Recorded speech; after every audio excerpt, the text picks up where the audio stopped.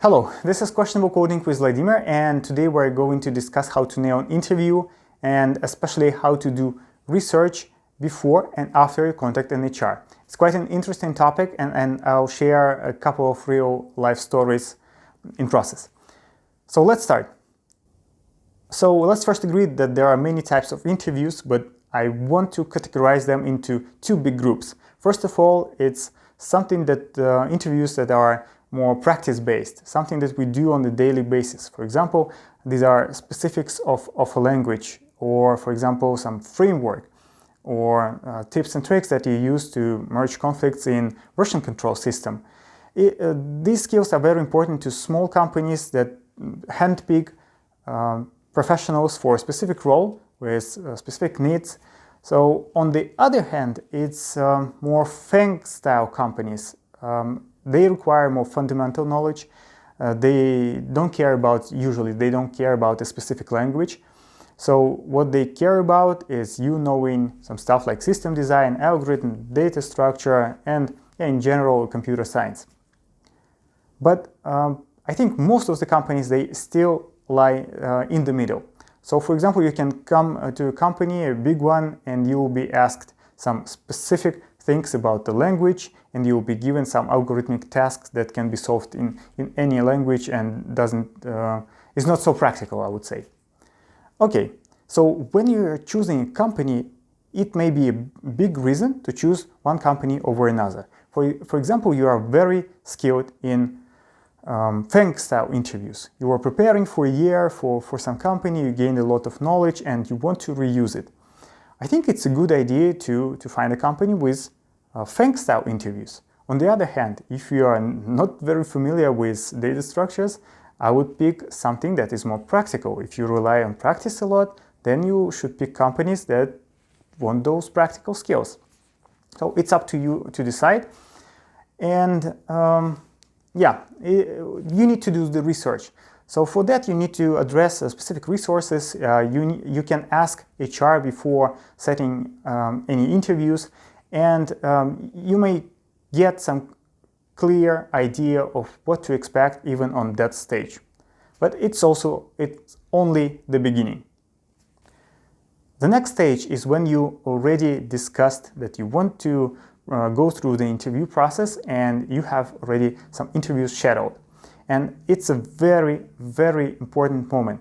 So from that moment, you'll start to prepare, but you really need to understand all the details of what to expect. So you need to set your expectations by getting additional information. So first of all, remember that HR is your friend. So it's a person that wants you to succeed. And the only limitation is that HR can't give you all the answers. Otherwise, the hiring process won't make sense. But HR is interested to give all the details you can use to prepare. But please don't take it as a rule.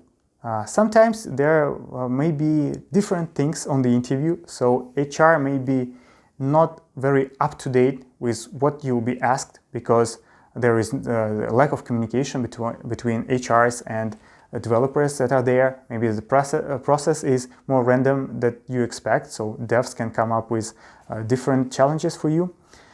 And also there are things that HRs won't tell you directly. So I'll give you an example. When I was interviewing for Tesla, I was scheduled for an interview that was marked as front-end interview. And I asked my recruiter, I asked, what should I expect from this interview? And my HR said that, okay, you should expect some JavaScript questions. And that wasn't clear. So when we talk about JavaScript, we can talk about completely different things. Maybe it will be an algorithmic challenge. That's what I expected. Algorithmic challenge with some task that I will easily solve. Let's say if I know JavaScript, that I'll easily solve with JavaScript.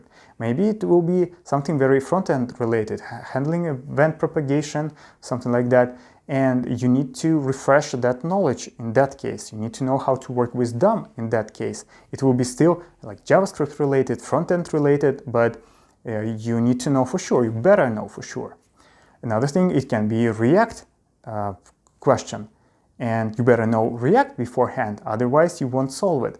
So you need to get some clarity on that. But it's not guaranteed that HR will give you those details. My HR said that, okay, we change tasks all the time, so I can't say what will be there for sure. But I was given some kind of list, maybe some example questions that may be there, and I realized that I need all of those things that I just listed. Another example was with Facebook. So Facebook, there are a lot of interviews in Facebook, and a couple of algorithmic interviews. There should be a system design and behavior interview. There may be some additional interviews in the beginning or in the end. So yeah, expect some like 5-6 of them.